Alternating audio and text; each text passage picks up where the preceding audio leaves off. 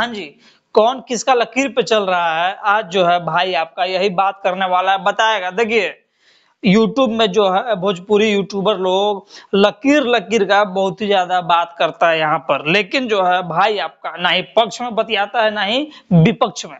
जो सही होता है हम वो बोलने का जो है कोशिश करते थे, करते हैं, करते रहेंगे सिर्फ़ और सिर्फ़ आपके प्यार से।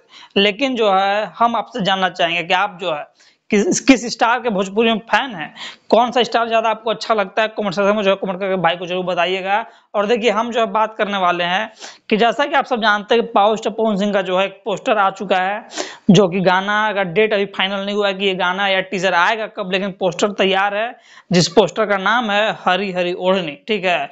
और ये जब गाना हमने देखा तो भैया लगभग आज से 1 महीना पहले जो है खेसारी लाल यादव का भी एक गाना आया है एसआरके म्यूजिक पे, और फिल्म का नाम है डोली सजा कर रखना, और उस गाने का भी टाइटल यही है हरियर का ओढ़नी, ठीक है? तो दोनों का जो टाइटल जब मैच खा रहा है तो बहुत सारे लोग ऐसा बोल रहे हैं कि ये जो गाना है पावर स्टार पवन सिंह वाला, ये जो है खेसारी लाल वाला गानवा का भैया टांग लिए हैं।